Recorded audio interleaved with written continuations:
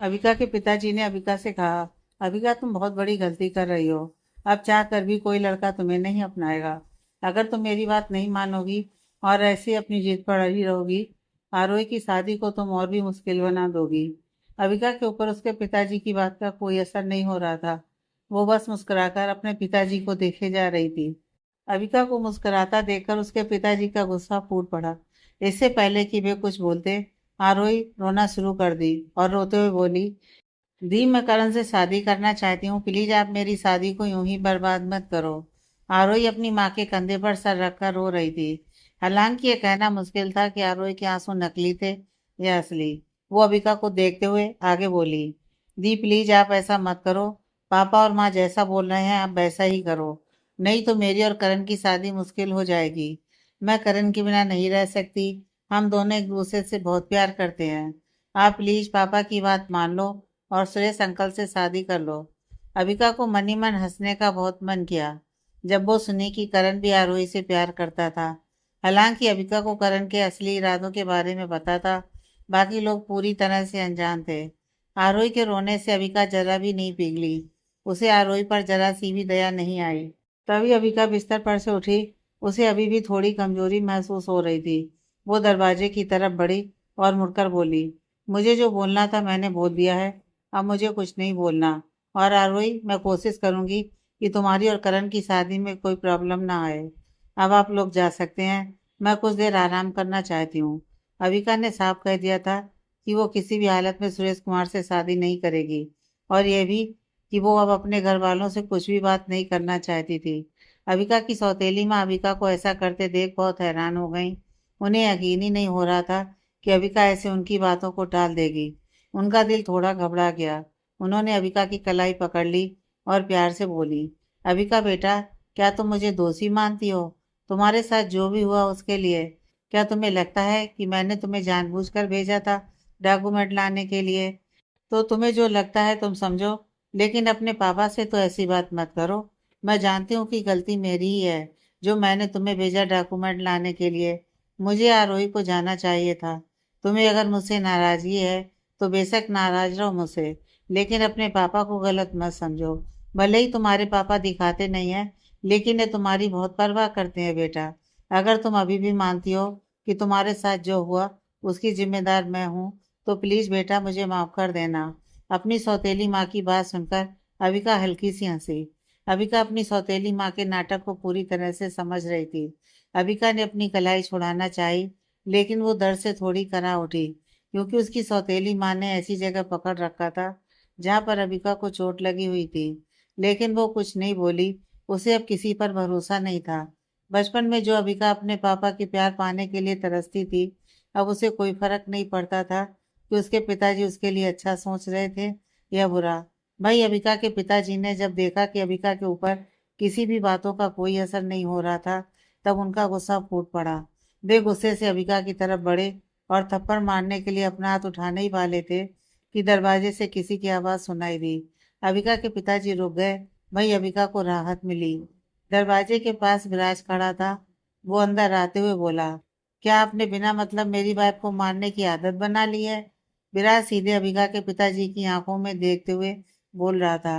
विराज उनकी तरफ बढ़ा। उसने अभिका का हाथ पकड़ लिया और अभिका को अपनी बाहों में खींच लिया। अभिका की सौतेली माँ ने अभिका की कलाई झट से छोड़ दी। विराज आगे बोला, अंकल आपको किसने कहा कि मैं अभिका के साथ नहीं रहना चाहता हूँ और उसे यूं ही छोड़ दूंगा? बताइए। मैं उस आदमी पर कानूनी कार्रवाई करूंगा, क्योंकि उसने बेवजह मेरी इज्जत खराब करने की कोशिश की है। मैं उस पर मानहानि का केस करूंगा। अविका के पिताजी के मन में गुस्सा और नफरत भर गया था, लेकिन उन्होंने खुद को रोक लिया। वे विराज को घूरते हुए बोले, विराज तुम्हें जरा भी तमीज नहीं है? मैं तुम्हारा ससुर हूँ और तुम मुझसे इस तरह बात करोगे? विराज हंसा और बोला, अजीब बात है, अभी कुछ देर पहले ही आप अपनी बेटी से बोल रहे थे कि वो मेरे साथ न रहकर सुरेश से शादी कर ले, और अभी आप बोल रहे हैं कि मैं आपका दामाद हूँ। आप खुद तो डिसाइड कीजिए। अपनी बेइज्जती होता देख अविका के पिताजी का चेहरा पीला पड़ गया। वे विराज से बोले, अच्छा, तो फिर तुम मेरी बेटी से दूरी बना कर रखो। अविका अभी जवान है और नासमझ है, उसे सही गलत की समझ नहीं है, और मैं दोबारा अविका के बारे में कुछ गलत नहीं सुनना चाहता हूँ। इसलिए तुम अबिका से दूर ही रहो। अबिका थोड़ी घबराई और उसका हाथ कांप रहा था, लेकिन विराज ने अबिका को कसकर पकड़ लिया। उसने जवाब दिया, शायद आपने मेरी बातों का गलत मतलब समझ लिया है अंकल। आप भूल गए हैं कि मैं कानूनी तौर पर अबिका का हस्बैंड हूँ और अबिका मेरी वाइफ है। और जहाँ तक सुरेश कुमार की बात है, वो एक नंबर का घटिया आदमी है। क्या आप सच में अपने फायदे के लिए अपनी बेटी को उसके पास भेज देंगे? अबिका की सौतेली माँ और उसकी बहन का चेहरा पूरी तरह से बदल गया, यहाँ तक कि आर्यन और अबिका के पिताजी का भी। अबिका के पिताजी बिल्कुल भी एग्री नहीं कर रहे थे विराज की बात से। आर्यन भी सब कुछ देख रहा था। उसके मन में अपने पिताजी के लिए निराशा उत्पन्न हो गई, क्योंकि उसे विश्वास नहीं हो रहा था कि उसके पिताजी अपनी कंपनी के फायदे के लिए किसी भी हद तक जा सकते थे। विराज ने किसी को बोलने का मौका नहीं दिया और आगे बोला, अगर आप अब भी मेरी और अबिका की कोर्ट मैरिज को नहीं मानते, तो मैं आप पर भी कानूनी कार्रवाई कर सकता हूँ, क्योंकि आप जबरन मेरी वाइफ को मुझसे डाइवोर्स लेने के लिए मजबूर कर रहे हैं। भले ही आप अबिका के पापा हैं, लेकिन अबिका के पास अधिकार है कि वो अपने मनपसंद से शादी कर सकती है और उसके साथ रह सकती है। हमारे देश के कानून ने इतना अधिकार तो दिया ही है। अपनी बात बोलने के बाद विराज ने अबिका को अपनी गोद में उठा लिया और उसे आराम से बिस्तर पर लिटा दिया। विराज ने सीधी तरह से धमका दिया था। किसी को यकीन ही नहीं हो रहा था कि विराज ऐसी बात कर सकता था, खासकर आरोही को। आरोही को यकीन ही नहीं हो रहा था कि अबिका के बारे में इतना कुछ बुरा सुनने के बाद भी विराज उसकी साइड लेगा। वो विराज और अबिका के बीच नफरत लाना चाहती थी। उसने अपनी बहुएं चढ़ाई और विराज से शिकायत करते हुए बोली, डॉक्टर विराज, क्या आपने नहीं देखा था मेरी बहन कैसी थी जब आप उसे बचाने गए थे? अबिका की आंखें ठंडी हो गईं। वो आरोही को घूरने लगी और बिना देरी किए बोली, मैं जानती हूँ कि तुम मेरी कितनी फिक्र करती हो आरोही, लेकिन आप सब जो मेरी इतनी फिक्र कर रहे हैं, सब बेकार है। और हाँ आरोही, जब तक विराज मुझे बचाने नहीं आया था, तब तक मैंने सुरेश को अपने पर ज्यादा दबाव नहीं बनाने दिया। मैं उससे बचने की हर कोशिश करती रही और हार नहीं मानी। अविका ने अपनी बातों से आरोही के इरादों पर पानी फेर दिया। आरोही ने विराज की तरफ देखा और विराज से पूछी, क्या ये सच है? अगर हाँ तो अच्छी बात है, लेकिन आपको एक बार इसकी जांच कर लेनी चाहिए। आरोही इससे पहले कि आगे कुछ और बोल पाती, अविका ने साइड में रखे गिलास के पानी को आरोही के ऊपर फेंक दिया और गुस्से से बोली, तुम्हें शर्म नहीं आती अपनी बहन पर ही तुम ऐसा इल्जाम लगा रही हो? क्या तुम चाहती थी कि सुरेश मेरी इज्जत लूट लेता और फिर मैं मजबूरी में सुरेश से शादी कर लेती? तुम अपने फायदे के लिए मेरी लाइफ को बर्बाद करना चाहती हो। अगर तुम मेरी बहन नहीं होती तो पता नहीं मैं तुम्हारे साथ क्या करती। अबिका की आंखें गुस्से से बड़ी हो गई थी। अबिका को इतने गुस्से में देख सभी हैरान थे। पूरे कमरे में सन्नाटा छा गया था। इतना सन्नाटा कि आरोही के चेहरे से पानी गिरने की आवाज सुनाई दे रही थी। और अपनी फैमिली के लिए भले ही अबिका का बिहेवियर ठीक नहीं था, लेकिन कभी किसी ने उसे इतना गुस्सा होते हुए नहीं देखा था। यह पहली बार था कि अबिका को इतना गुस्सा आया था। विराज ने अबिका को देखा और उसे शांत होने का इशारा किया। वो अबिका के दिल के दर्द को महसूस कर सकता था। अबिका की बात सुनकर आरोही को एकदम से बहुत धक्का लगा। वो अपनी माँ के पास गई और उनकी बाहों में रोने लगी। आरोही रोते हुए अपने पिताजी से बोली, पापा मेरे कहने का वो मतलब नहीं था, जैसा दी समझ रही हैं। मैंने क्या गलत कहा? मैंने तो सही ही कहा कि जीजू एक बार जांच कर लें, नहीं तो बाद में फिर हमारी फैमिली की इज्जत खराब होगी और आपको दोबारा ऐसी बेइज्जती का सामना ना करना पड़े। आरोही का हर वर्ड अबिका के लिए नफरत से भरा हुआ था। उसे बहुत बुरा लग रहा था। आरोही अबिका की तरफ देखते हुए बोली, दी मेरा कोई इरादा नहीं है आपको नीचा दिखाने का, और ना तो मैं चाहती थी कि सुरेश अंकल आपके साथ कुछ बुरा करे। अबिका की बातों ने आरोही के दिल पर गहरा प्रभाव किया था। वो जोर जोर से रो रही थी। आरोही पहले से ही अपने माता पिता की चहेती थी और उन्हें भी लगता था कि आरोही की सोच अच्छी थी और वो कभी किसी का बुरा नहीं चाहेगी। यही सब सोचते सोचते अविका के पिताजी का ठंडा हुआ गुस्सा दोबारा से बढ़ गया। वे आरोही की तरफ देखे। आरोही का रोता चेहरा उन्हें पसंद नहीं आया। वे कुछ बोल नहीं वाले थे कि विराज ने टोक दिया और कहा, अविका ने कल बहुत कुछ सहा है। मैं नहीं चाहता कि अविका की तबीयत दोबारा से खराब हो जाए, इसलिए आप लोग इसे आराम करने दें और यहाँ से चले जाएं। विराज ने सबको दरवाजे की तरफ जाने का इशारा किया। अविका के पिताजी ने खुद पर काबू किया और वे चुपचाप कमरे से बाहर निकल गए। लेकिन उनके चेहरे पर गुस्सा साफ साफ झलक रहा था। उनके पीछे पीछे अबिका की सौतेली माँ आरोही को लेकर निकली और आखिर में आर्यन भी कमरे से बाहर निकल आया। अबिका का दिमाग पहले से ही ठीक हालत में नहीं था और अभी उसके घर वाले भी उसी को दोष दे रहे थे। इससे अबिका का दिमाग और भी खराब हो गया था। वो चुपचाप लेटकर अपनी आंखें बंद कर ली और खुद को शांत करने की कोशिश करने लगी। विराज वापस अबिका के पास आया।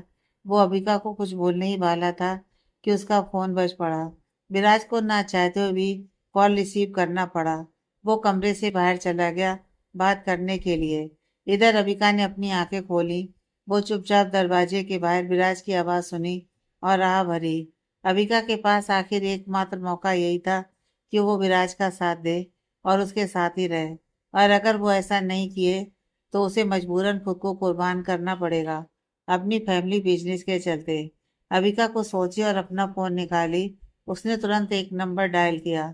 अब उसे अपने ऊपर लगे दाग को हटाना था, चाहे उसके लिए कितना भी मुश्किल क्यों ना हो। अबिका कॉल करते ही बोली, क्या ये एवरीडे न्यूज़ है? मैं अबिका मेहता बोल रही हूँ, मेहता फैमिली की बड़ी बेटी।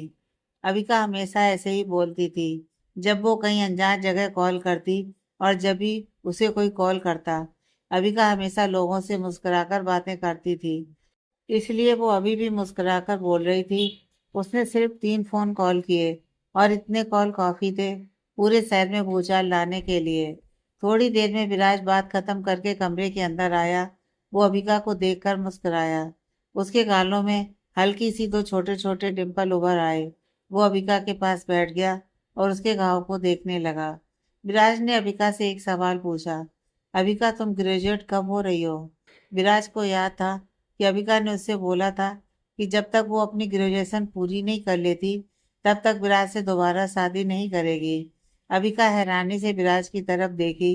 विराज के सवाल ने अबिका को थोड़ा परेशान कर दिया। वो बोली, विराज तुम मेरी बातों से एग्री क्यों हो और ऐसे क्यों पूछ रहे हो? विराज थोड़ा भौचक्का हो गया। उसने अबिका से अपनी नज़र हटा ली। अबिका को भी थोड़ा बुरा लगा। वो ऐसे ही विराज को बोल दी। वो विराज को कुछ बोलने ही वाली थी कि विराज उसे देखते हुए बोला, छोड़ो मुझे नहीं जानना है। तुम मुझे अपना जवाब ना भी दोगी तो चलेगा। अबिका विराज की बात सुनते ही झट से बोली, विराज मुझे ऐसे नहीं बोलना चाहिए। हम अगर रीति रिवाज से शादी ना भी करेंगे तो भी मुझे कोई प्रॉब्लम नहीं है। मैं बस इतना जानती हूँ कि तुम मेरे हस्बैंड हो। विराज ने कुछ नहीं कहा। उसकी सुनहरी आंखें अबिका को देखे जा रही थी। उसकी भावनाओं में थोड़ा उतार चढ़ाव था, लेकिन कोई नहीं जानता था कि विराज क्या सोच रहा था। अबिका आगे बोली, विराज तुम्हें पता है कि मैं दादी से थोड़ी डरती हूँ, इसलिए मैं चाहती हूँ कि तुम कल अपने घर जाकर दादी और माँ पापा को समझाने की कोशिश करो। मैं नहीं चाहती कि वे लोग भी मुझे गलत समझें। और वैसे भी कल दोपहर तक हॉस्पिटल से डिस्चार्ज हो जाऊंगी, और जैसे ये सारी चीज़ें घटी हैं और जब ये ख़त्म हो जाएंगी तब मेरे भैया को अपने माँ पापा से मिलाना, ताकि अगर उन्हें ठीक लगे तो वे दोबारा हमारी शादी की बात कर सकें। अबिका को अपने बारे में बोलने का मौका मिल गया था। विराज अभी भी कुछ नहीं बोला। विराज की खामोशी से अबिका थोड़ा घबरा गई। उसे लगा कि उसने कुछ गलत बोल दिया। इसी घबराहट के चलते वो पास रखे एक गिलास पानी को झट से पी गई। विराज को थोड़ा अजीब लगा अबिका की बात सुनकर। वो कुछ बोलने ही वाला था कि दोबारा उसका फोन बज उठा। इस बार कॉल सीधे उसके घर से आया था। वो बात करने के लिए कमरे से बाहर निकल गया और देखते ही देखते अबिका की आंखों से विराज ओझल हो गया। अबिका कुछ नहीं बोली और उसने एक राहत भरी सांस ली।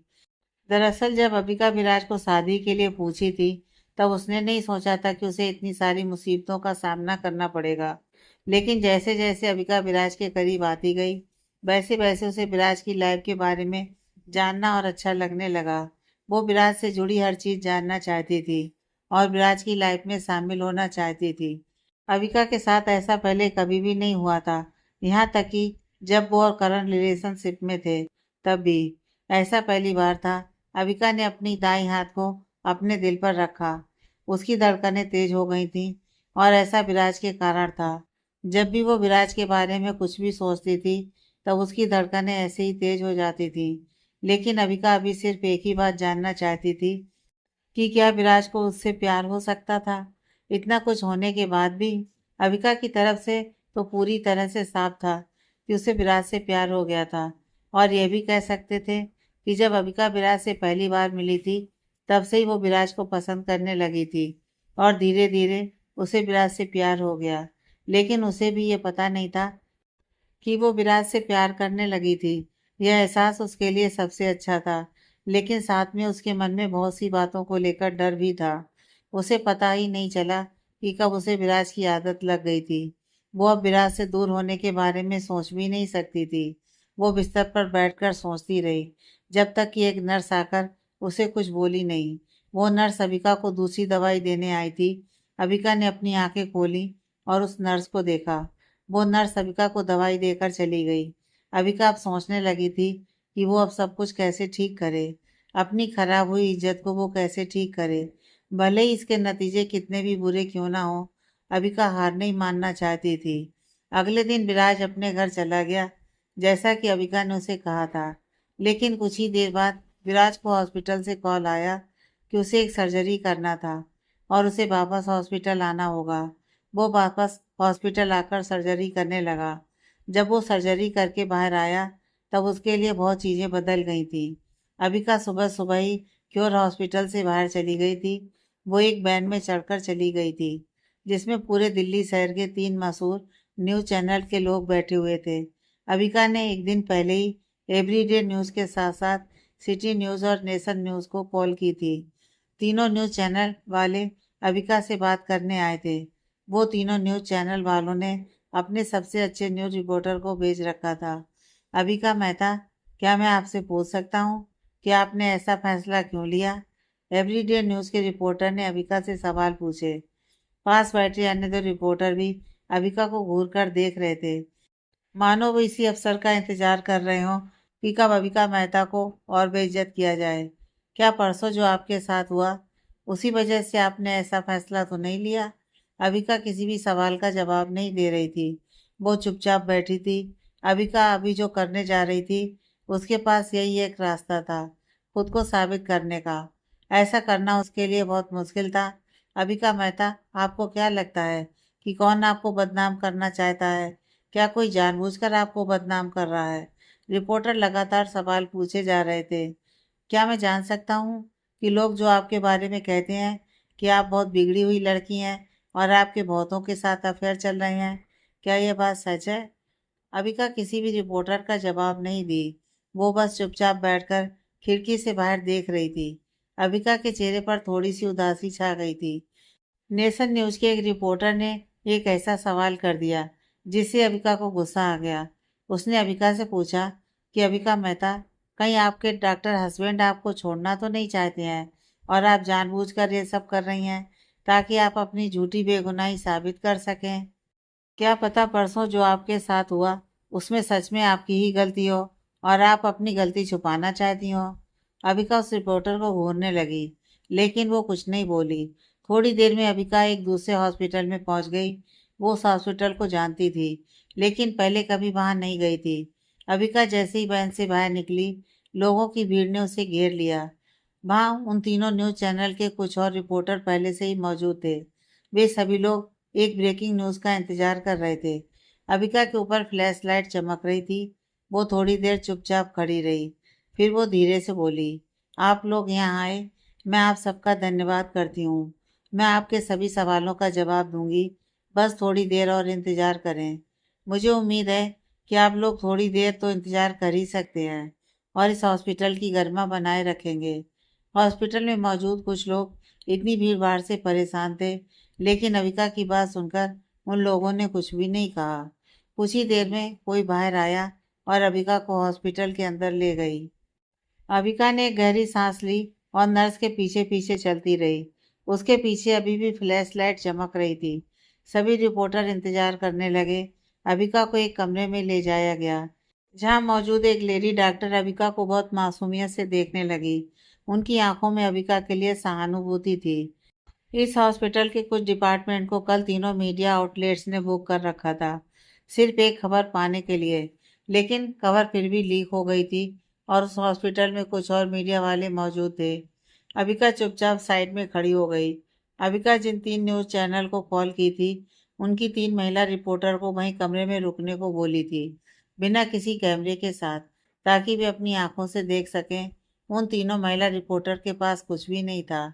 वे किनारे बैठी हुई थीं। डॉक्टर ने अबिका को बिस्तर पर लेटने को कहा। अब अबिका थोड़ी घबराई हुई थी। उसका चेहरा पीला पड़ गया था, लेकिन उसके पास कोई और रास्ता नहीं था। वो बिस्तर पर लेट गई। उस डॉक्टर को भी अबिका के ऊपर काफ़ी दया आ रही थी, क्योंकि वो डॉक्टर भी जानती थी कि अबिका जो करने जा रही थी, वो किसी भी लड़की के लिए बहुत दर्द भरा होता था। अबिका अपनी बेगुनाही साबित करना चाहती थी, इसलिए कमरे में सिर्फ महिलाएं मौजूद थीं। गवाह के तौर पर कमरे में तीनों न्यूज़ के महिला रिपोर्टर मौजूद थे, और सबूत के रूप में वो रिपोर्ट, जिसका टेस्ट अबिका अभी करवाने वाली थी।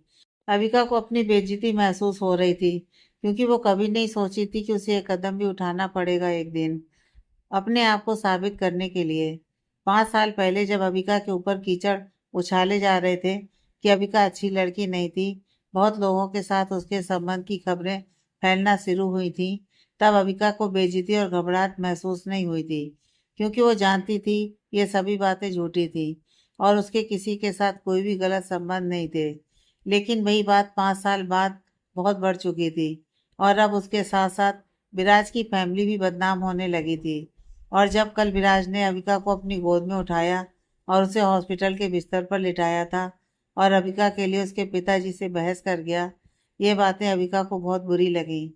अबिका को बहुत बुरा लगा कि जो विराज उसके लिए हर चीज़ से लड़ने के लिए तैयार था, वो उस विराज के ऊपर अपने चलते उसे बदनाम नहीं होने देना चाहती थी, क्योंकि लोग विराज को भी बोलते थे कि जिस लड़की के लिए लड़का सबसे लड़ने को तैयार रहता है, उस लड़की के तो बहुत सारे गंदे संबंध हैं दूसरों के साथ।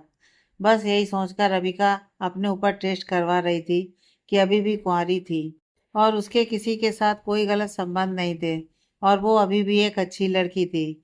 डॉक्टर ने अबिका से कहा, अबिका आप सच में ये कराना चाहती हैं? अबिका डॉक्टर की बात सुनकर मुस्कुराई और बोली, डॉक्टर मेरे पास कोई और रास्ता नहीं है, मुझे ये करना ही होगा।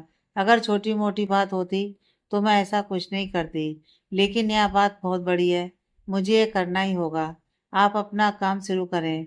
डॉक्टर ने अपना काम शुरू कर दिया। अबिका की आंखें आंसू से भर गईं। कमरे के बाहर बैठे लोग काफ़ी चिंतित थे, लेकिन कमरे के अंदर बैठे लोग और डॉक्टर भी चिंतित थे। थोड़ी देर में टेस्ट पूरा हो गया। अबिका किनारे की एक चेयर पर बैठ गई। वो चुपचाप बैठी थी। उसका चेहरा पूरी तरह से उदासी से भरा हुआ था। कमरे में मौजूद महिलाएं चाहकर भी उसकी कोई मदद नहीं कर सकती थी। बेबस अबिका के ऊपर अपनी सहानुभूति दिखा सकती थी। थोड़ी देर बाद जब डॉक्टर टेस्ट की रिपोर्ट लेकर कमरे से बाहर निकली, तब उन पर फ्लैश लाइट की बरसात हो गई। रिपोर्टर अपनी माइक लेकर उस लेडी डॉक्टर के पास खड़े थे। अबिका भी डॉक्टर के पीछे पीछे बाहर आई। सभी लोग टेस्ट का रिपोर्ट जानने के लिए बेताब थे। पूरा माहौल शांत था जवाब सुनने के लिए, लेकिन अबिका अभी भी उदास थी। उसका चेहरा अभी भी पीला पड़ा हुआ था। वो जानती थी कि नतीजा क्या आने वाला था। लेडी डॉक्टर अबिका की तरफ देखी और बोली, अबिका मेहता के किसी के साथ कोई गलत संबंध नहीं है। अबिका अभी भी एक कुंवारी लड़की है। इनके सारे टेस्ट नॉर्मल है, और अबिका बिल्कुल सही है। अब शांत भरा माहौल शोरगुल में भर गया। रिपोर्टरों ने सवाल पूछना शुरू कर दिया। अबिका मेहता, क्या मैं पूछ सकती हूँ, क्या आपने ऐसा डिसीजन क्यों लिया? क्या आपने यह सब अपने हस्बैंड के कहने पर किया है? आपके हस्बैंड कहाँ पर हैं? आपने पहले ऐसा क्यों नहीं किया? आज ही ऐसी नौबत क्यों आई? लेडी डॉक्टर अबिका की तरफ देखी और उसे मुस्कुराते हुए इशारा किया, और वो वहां से चली गई। अब कमरे के सारे फ्लैश लाइट अबिका के ऊपर थे। अबिका अपना सिर उठाई और कैमरे की तरफ देखी। उसकी आंखों में चमक थी। वो बिना डरे हिम्मत से बोली, अब आप लोगों को सब सच पता चल चुका है कि मेरे किसी के साथ कोई भी गलत संबंध नहीं थे, और ना है। बस कुछ लोगों की वजह से ऐसी झूठी बातें फैलाई जा रही थी, जिसे मैंने आज गलत साबित कर दिया। मैं भी एक लड़की हूँ। मुझे भी बहुत तकलीफ होती है ये सुनकर कि मेरे झूठे अफेयर की बातें फैलाई जा रही हैं। मेरा भी दिल दर्द से भर जाता है, और आप सब तो जानते हैं कि कितना मुश्किल होता है जब आपके ऊपर झूठा इल्ज़ाम लगाया जाए तब। मैं बिल्कुल भी वैसी नहीं हूँ। जैसा मेरे बारे में आप लोगों ने सुन रखा है। सभी लोग चुपचाप अबिका की बातें सुने जा रहे थे। अबिका ने आज अपने ऊपर लगे सारे आरोपों को गलत साबित कर दिया था। वो आगे बोली, मैंने आज खुद को साबित कर दिया है और मुझे नहीं लगता कि मुझे दोबारा खुद को साबित करने की जरूरत है। अबिका के साथ जो हो रहा था वो पूरी तरह से लाइव था। सारे मीडिया चैनल्स ने इस खबर को एक ब्रेकिंग न्यूज़ के तौर पर टीवी पर दिखा रहे थे। कुछ लोगों को लग रहा था कि अबिका सिर्फ और सिर्फ एक नाटक कर रही थी। वहीं कुछ लोगों को इससे कोई फर्क नहीं पड़ रहा था, जैसे कि उन लोगों को कोई परवाह ही नहीं था कि टीवी पर क्या दिखाया जा रहा था। वहीं कुछ लोग अबिका के ऊपर हंस रहे थे, लेकिन जब लोगों को पता चला कि अबिका के बारे में जितनी भी गलत खबरें फैली हुई थी सबकी सब झूठी थी, उन्हें यह जानकर बहुत हैरानी हुई। अबिका अभी 23 साल की थी और करण के साथ उसके 4 साल के रिलेशनशिप की बात लोगों में पहले से ही फैल चुकी थी। लेकिन लोग ये नहीं जानते थे कि अबिका 4 साल से किसके साथ रिलेशनशिप में थी। लोगों को लगता था कि जब कोई लड़का और लड़की इतने सालों तक रिलेशनशिप में रहे हों तो उनके बीच कुछ ना कुछ तो होना तय था। लेकिन वे लोग गलत सोचते थे। हालांकि कुछ लोग अबिका की इस बात को मानने के लिए तैयार नहीं थे कि अबिका अभी भी कुंवारी थी। लेकिन अब कोई फर्क नहीं पड़ता था। अबिका को जो करना था वो कर दी। उसने खुद की खराब हुई इमेज को दोबारा सही करने की कोशिश की। कमरे में मौजूद उन 3 लेडी रिपोर्टरों ने भी अपनी बात रखी और अबिका को सही बताया। वहीं कुछ लोग अभी भी अबिका के इस फैसले पर हंसे जा रहे थे। अबिका का दिल अब दुख और दर्द से भर गया था। उसे समझ में नहीं आ रहा था कि वो कैसे अपनी फीलिंग्स जाहिर करे, क्योंकि जो लोग हंस रहे थे अबिका उन्हें साफ साफ देख सकती थी। तभी अबिका के माता पिता अमन मेहता और सुरेखा मेहता वहां आ गए और एक पल में पूरा नजारा बदल गया। अबिका की सौतेली माँ दौड़ते हुए आई और अबिका को गले से लगा लिया। वे रो रही थीं। ऐसा लग रहा था जैसे अबिका मुसीबतों से घिरी हुई हो और उन्होंने अबिका को बचाने के लिए खुद मुसीबतों का सामना कर लिया हो। वे कैमरे की तरफ मुड़ी और गुस्से से देखती हुई बोली, क्या आप लोगों को नहीं लगता कि मेरी बेटी के ऊपर अब आप ज्यादा दबाव डाल रहे हैं और इसे जानबूझकर मजबूर कर रहे हैं, वो भी उल्टा पुल्टा सवाल पूछकर? आप लोगों को तो बस मसाला वाली खबर चाहिए, चाहे किसी के ऊपर कितना भी दुख क्यों ना बीत रहा हो। अब से अगर मैंने देखा कि आप सब न्यूज़ चैनल वाले जानबूझकर मेरी बेटी के बारे में गलत खबर दिखा रहे हैं तो आप सबके लिए अच्छा नहीं होगा। यह पहली बार था जब अबिका की सौतेली माँ उसके लिए लोगों को बोल रही थी, लेकिन ये कहना मुश्किल था कि वे ऐसा बस दिखावे के लिए कर रही थी या फिर उन्हें सच में अबिका की फिक्र थी। वहीं अबिका के पिताजी अपनी बहुओं से कोड़े खड़े थे। उन्होंने आगे बढ़कर अबिका की पीठ पर अपना हाथ थपथपाया। ऐसा लग रहा था जैसे उनकी आंखों में अपनी बेटी के लिए प्यार भरा हुआ हो। इतनी देर से जो अबिका हिम्मत से काम ले रही थी वो अब रो पड़ी, क्योंकि अगर उसके पिताजी के दिल में उसके लिए जरा सा भी प्यार होता तो वो यूं अपने पिताजी का अपमान नहीं होने दे सकती थी। अबिका के पिताजी वहां जानबूझकर आए थे ताकि वे अपनी इमेज को अविका के सामने और लोगों के सामने ठीक कर सकें। मुझे माफ़ कर दो बेटा, ये सब मेरी गलती है। अगर मैंने पहले ध्यान दिया होता तो आज ये सब नहीं होता। इतना कहकर वे गुस्से से रिपोर्टर की तरफ मुड़े। उनका चेहरा भी गुस्से से भरा हुआ था। उन्होंने भारी आवाज में कहा, मैं अमन मेहता अपनी बात रखता हूँ कि अगर आज के बाद अगर किसी ने भी मेरी बेटी को बेवजह बदनाम करने की कोशिश की तो मैं उसके खिलाफ कानूनी कार्रवाई करूंगा, नतीजा चाहे जो भी निकले। लेकिन मैं उसे सबक सिखाने के लिए अपनी पूरी ताकत लगा दूंगा। अपने माता पिता को उसके लिए बोलते देख अबिका को ऐसा लग रहा था जैसे वे अबिका से बहुत प्यार करते थे। वो कुछ नहीं बोल रही थी, बस चुपचाप किनारे खड़ी होकर ये सब देख रही थी। लेकिन अबिका से इतना कुछ अब और नहीं सहा जा रहा था। वो पहले से काफी दर्द में थी। इस पल वो सिर्फ और सिर्फ अपने घर जाना चाहती थी। आखिरकार हर किसी ने अबिका का ही मजाक उड़ाया था। वो धीरे धीरे कार की तरफ बढ़ने लगी। वहीं अबिका के पिताजी साफ साफ दिखावा कर रहे थे कि उन्हें अबिका से प्यार था और वे उसकी परवाह करते थे। अपनी कंपनी के फायदे के लिए वे हर मुमकिन कोशिश करना चाहते थे। उन्होंने कार की तरफ जा रही अबिका को बोला, अबिका तुम घर जाकर आराम करो, यहाँ जो कुछ भी हो रहा है उसे मैं संभाल लूंगा और तुम्हें ज़्यादा सोचने की ज़रूरत नहीं है। तुम्हें अब किसी भी तरह की कोई प्रॉब्लम नहीं होगी तुम बेफिक्र होकर रहो, तुम्हारी शादी सुरेश कुमार से ही होगी। अविका के पिताजी ऐसा बोलकर दिखाना चाहते थे कि अविका सुरेश को पसंद करती है। वहीं यह बात सुनकर और भी हलचल बढ़ गई। अविका अचानक से रुक गई और पीछे मुड़कर अपने पिताजी को हैरानी से देखने लगी। उसे समझ में नहीं आया कि उसके पिताजी करना क्या चाहते थे। मिस्टर रमन मेहता, क्या मैं पूछ सकता हूँ कि आपने जो अभी कहा वो सच है? क्या आपकी बेटी अविका मेहता कुमार ग्रुप के मैनेजर से शादी करना चाहती है? क्या यह वही आदमी है जिसने आपकी बेटी के साथ छेड़छाड़ किया था? मिस्टर रमन मेहता, क्या अविका ने क्योर हॉस्पिटल के डॉक्टर से शादी नहीं की है? और अगर की है तो आप दोबारा उसकी शादी किसी और से क्यों करवाना चाहते हैं? न्यूज़ रिपोर्टर ने एक के बाद एक सवालों की झड़ी लगा दी। अविका अपने पिताजी की बात सुनकर अपने होश में नहीं आ पाई थी। उसने बस अपने पिताजी को कहते हुए सुना, आप सब लोग जानते हैं कि मैं एक पिता हूँ और मैं अपनी बेटी को यूं ही मुसीबत में नहीं देख सकता। हाँ, अविका ने डॉक्टर से शादी की है और वो अच्छा इंसान है, लेकिन मेरी बेटी एक राजकुमारी की तरह है।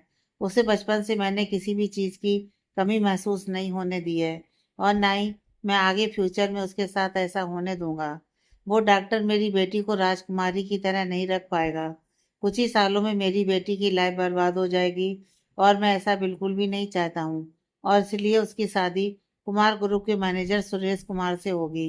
वो एक अच्छा आदमी है और मेरा एक अच्छा दोस्त भी है। वो मेरी बेटी को रानी की तरह रखेगा और किसी भी चीज़ की कोई कमी नहीं होने देगा। अविका के चेहरे पर और भी उदासी छा गई थी और वो बस अपने पिताजी को देखे जा रही थी। वो जानती थी कि उसके पिताजी उसे पसंद नहीं करते थे, लेकिन वे अपनी कंपनी के फायदे के लिए इतना नीचे गिर जाएंगे, अविका कभी नहीं सोची थी। वो बस अपने दिल में अपने गुस्से को दबाने की कोशिश कर सकती थी। वो नहीं चाहती थी कि यहाँ सबके सामने वो कोई तमाशा करे, नहीं तो उसकी सारी मेहनत पर पानी फिर जाएगा। अविका वहीं घुटने के बल बैठ गई और अपने पिताजी को घूरे जा रही थी। सभी लोग अविका की तरफ देखने लगे कि अचानक क्या हो गया। अविका की आंखें रोते रोते सूजकर लाल हो गई थी। पिछले 3-4 घंटे से अविका के साथ कुछ भी ठीक नहीं हो रहा था। उसके साथ जितनी भी घटनाएं घट रही थी, सब उसके लिए दर्द भरा हुआ था। वो अपने पिताजी को देखते हुए बोली, पापा मुझे माफ कर दीजिए, मैं पहले से ही शादीशुदा हूँ और मैं कुमार ग्रुप के मैनेजर से शादी नहीं कर सकती हूँ। अब वहाँ मौजूद लोगों को एक मसाला मिल गया था। ऐसा नज़ारा देखने को मिल गया था जिसे हर कोई देखना चाहता था। घर घर की लड़ाई। लोगों को अपने घर में क्या चल रहा है इससे फर्क नहीं पड़ता है। वे बस यही जानना चाहते हैं कि बाकी लोगों के घर में क्या चल रहा है। और वही सिचुएशन यहाँ पर हो गई थी। अबिका ने अपने पिताजी की बात को सिरे से नकार दिया था। उसे कोई परवाह नहीं थी कि अब लोग क्या सोचेंगे और कहेंगे। अबिका के पिताजी का चेहरा ठंडा पड़ गया। वह उसकी सौतेली माँ उसे मनी मन कोस रही थी।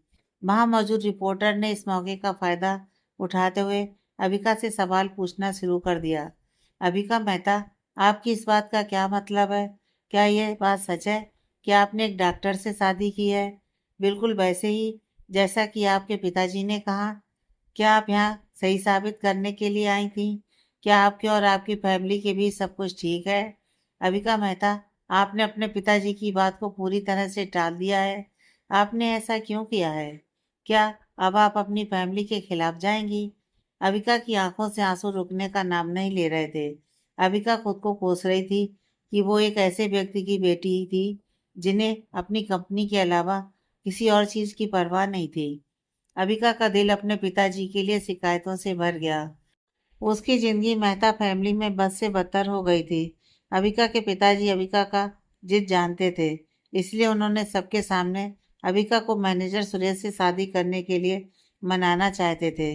उन्होंने सोचा था कि अविका सबके सामने उनकी बात को टाल नहीं सकती थी, लेकिन उन्होंने जैसा सोचा था वैसा हुआ नहीं।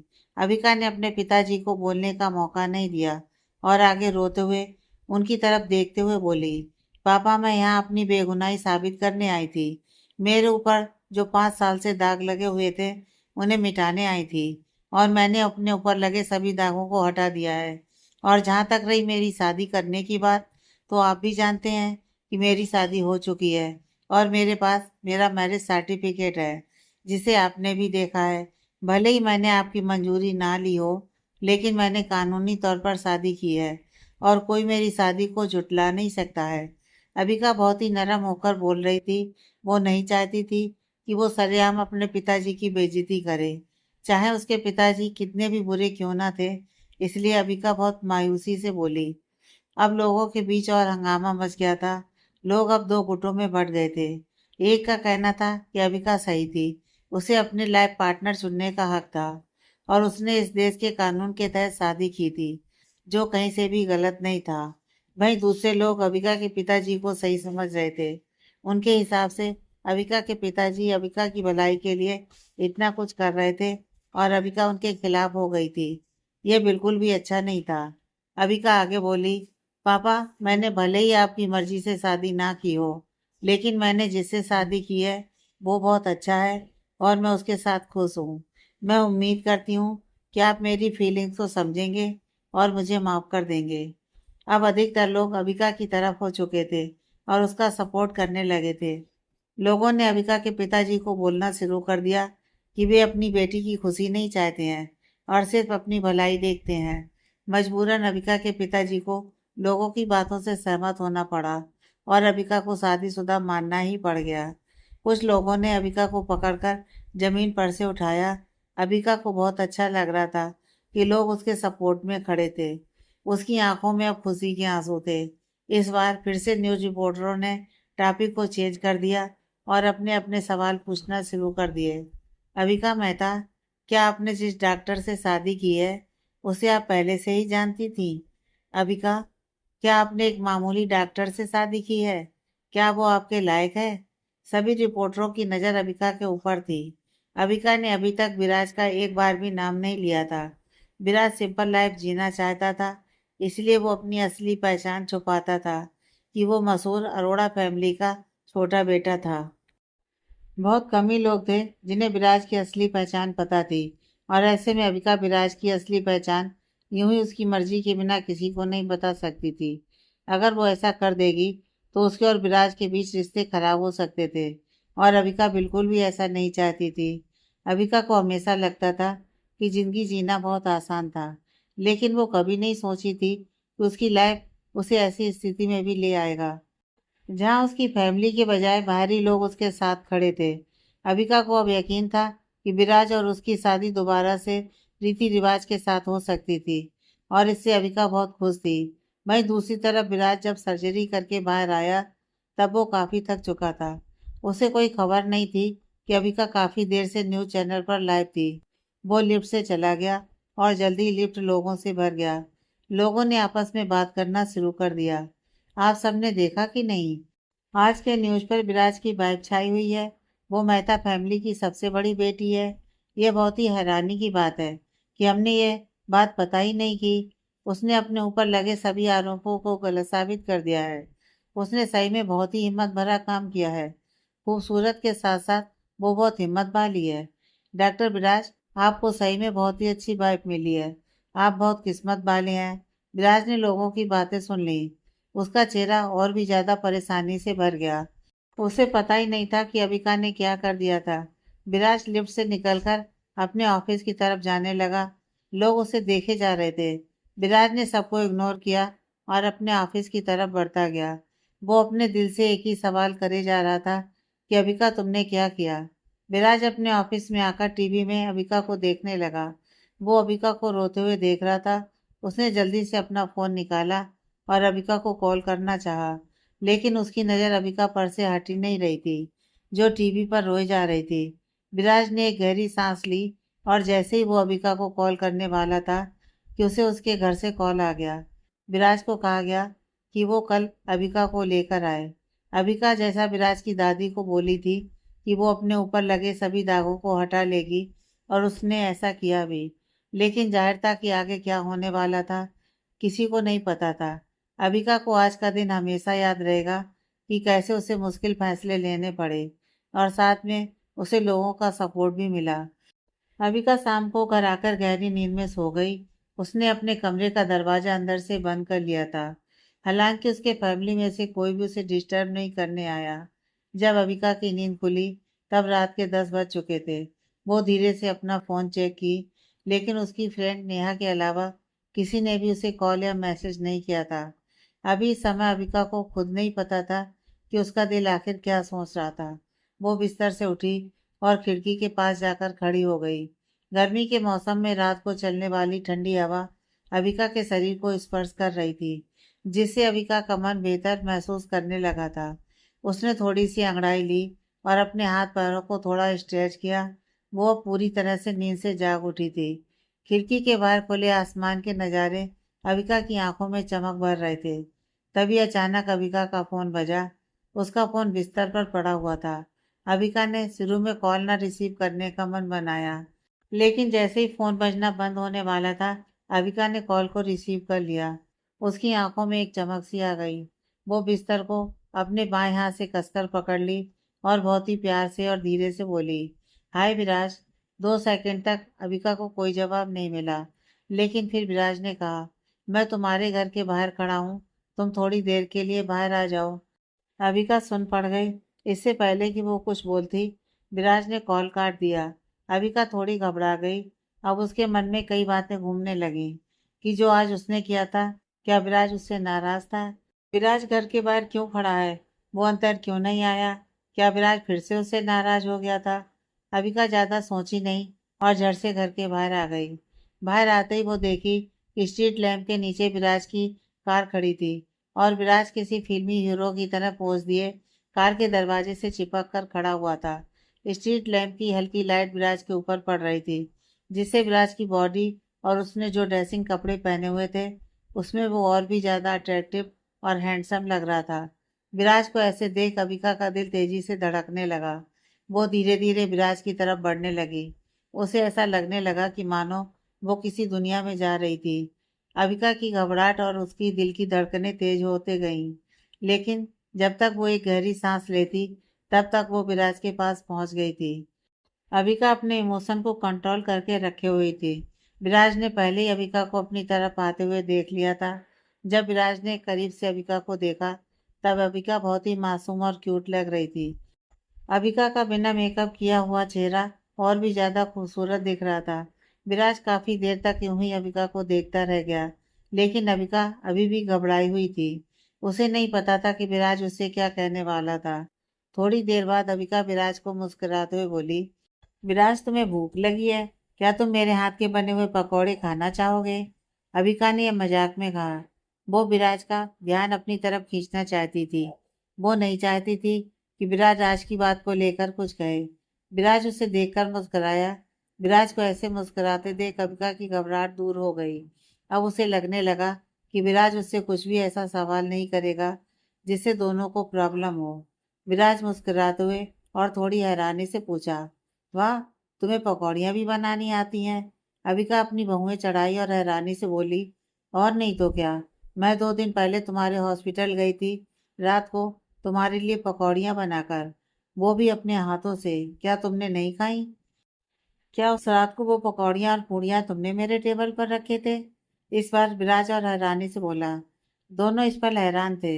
अविका थोड़ी गुस्से और प्यार से बोली, और नहीं तो क्या, मैं ही लाई थी तुम्हारे लिए। मैंने बहुत देर तक तुम्हारा इंतजार किया कि तुम जल्दी ऑपरेशन रूम से बाहर आओगे, लेकिन तुम नहीं आए। बाद में मुझे डॉक्टर श्रुति मिल गई। उन्होंने कहा कि तुम बहुत बिजी थे और तुम्हें एक और ऑपरेशन करना था, इसलिए मैं सारी चीजें टेबल पर रखकर वापस आ गई। मैंने तो वहाँ एक नोट भी लिखकर छोड़ दिया था कि जब तुम ऑपरेशन खत्म कर लोगे और अपने ऑफिस में आओगे, तब खा लेना। क्या तुमने वो नोट नहीं पढ़ा? विराज विराज अभी भी हैरान था, लेकिन उसे समझ में आ गया था कि अविका जो पकौड़ियाँ और पूरियाँ लाई थी, डॉक्टर श्रुति उसे अपना बता रही थी। विराज ज्यादा कुछ सोचा नहीं। वो अविका को सारी बात नहीं बता सकता था, क्योंकि अविका सुनते ही और गुस्सा हो जाती। विराज मुस्कुराया।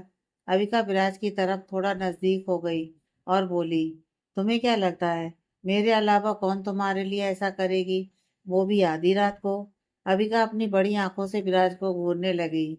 अब उसे लगने लगा कि विराज ने उस रात कुछ नहीं खाया था, यहाँ तक कि वो जो पूड़ियाँ और पकौड़ियाँ रख कर गई थी, उसको भी नहीं। वो गुस्से से विराज को बोली, क्या तुमने उस रात उन पूड़ियों और पकौड़ियों को खाया था? विराज समझ गया कि अविका गुस्से में थी। विराज ने उसका हाथ पकड़ा और उसे अपनी तरफ करीब खींच लिया और बोला, तुम बेकार का गुस्सा कर रही हो। मुझे अभी भूख लगी है, तुम अभी मेरे लिए पकौड़ियाँ बनाओ जल्दी से। इतना कहकर विराज अबिका को उसके घर की तरफ ले गया। उसने अबिका को बोलने का कोई मौका नहीं दिया। विराज अबिका को नहीं बता सकता था कि उस रात वो गुस्से में था और उसने सारे खाने को डस्टबिन में फेंक दिया था। जब विराज उस रात की बात याद करने लगा था, तब उसके मन में एक बात आई कि वो आधी रात को अबिका को कॉल करने की कोशिश कर रहा था, लेकिन बार बार अबिका का फोन बिजी बता रहा था। एक पल के लिए विराज को लगा कि वो अबिका को इसके बारे में पूछे, लेकिन उसने नहीं पूछा। विराज अबिका को घर में लेकर आ गया। अब तक अबिका का गुस्सा शांत हो गया था। उसके घर में कोई और भी मौजूद नहीं था। अबिका किचन में चली गई और पकौड़ियाँ बनाना शुरू कर दी। विराज भाई किचन के पास दीवार से लगकर खड़ा हो गया और अबिका को देखने लगा। उसके चेहरे पर मुस्कान थी। विराज का अबिका के घर आने के दो कारण थे। पहला यह कि वो कल अबिका को वापस अपने घर ले जाने आएगा, और दूसरा कि वो अबिका को देखने आया था कि वो ठीक थी या नहीं। लेकिन विराज जैसा सोचकर आया था, अबिका उससे काफी बेहतर थी।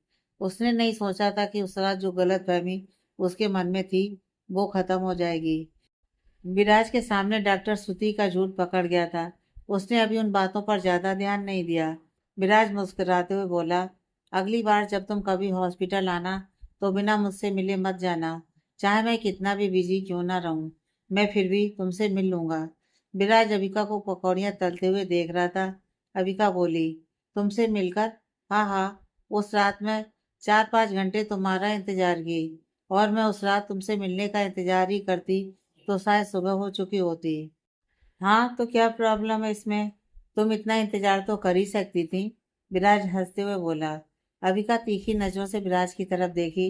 विराज आगे बोला, अच्छा छोड़ो ये बात, तुम वापस घर कैसे आई उस रात, वो भी अकेले?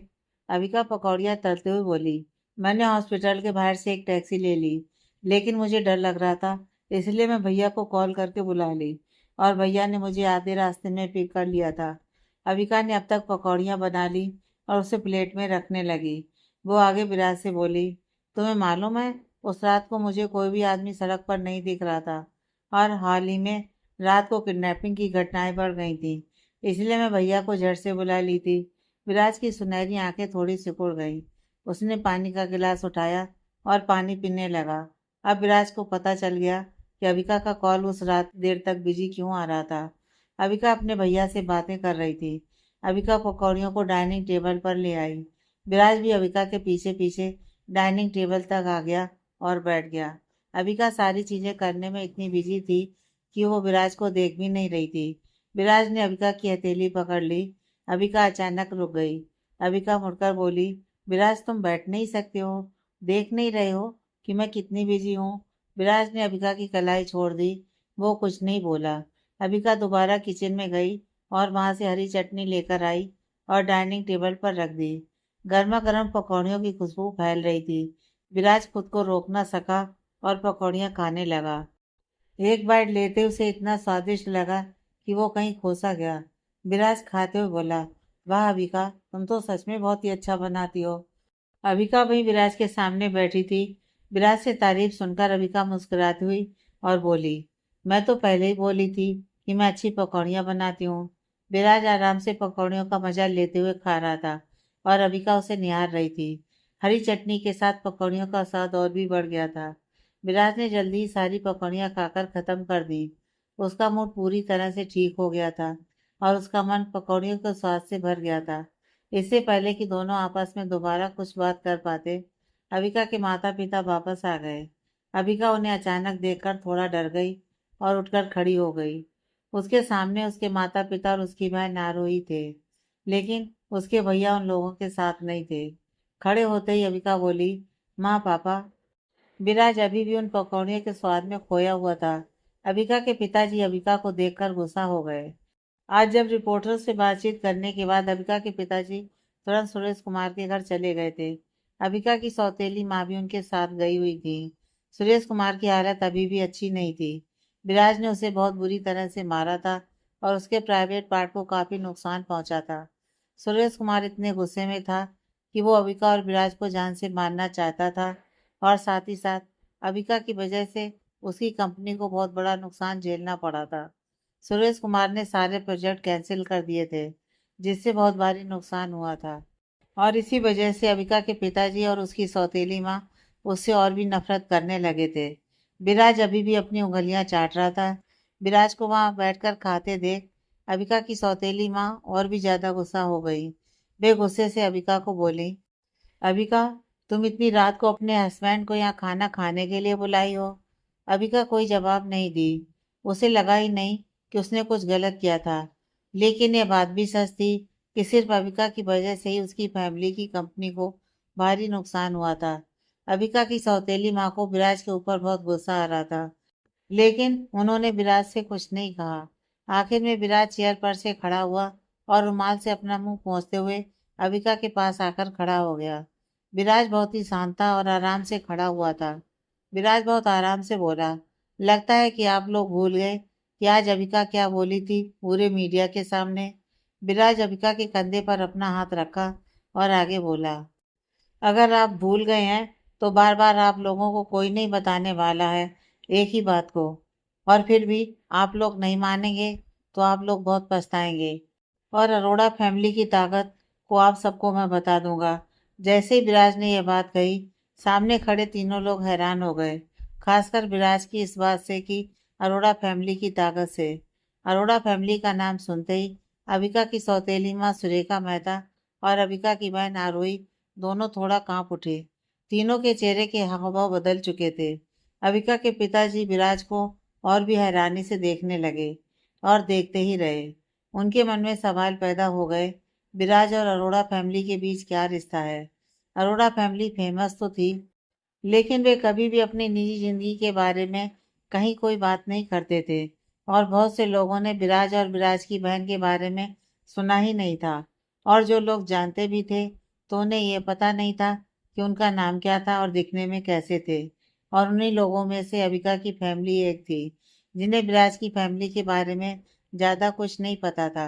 अबिका के पिताजी हैरानी से विराज से पूछे, विराज, तुम आखिरकार हो कौन? पूरे कमरे में अब सन्नाटा छा गया था। किसी ने कुछ भी बोलने की हिम्मत नहीं की। आगे की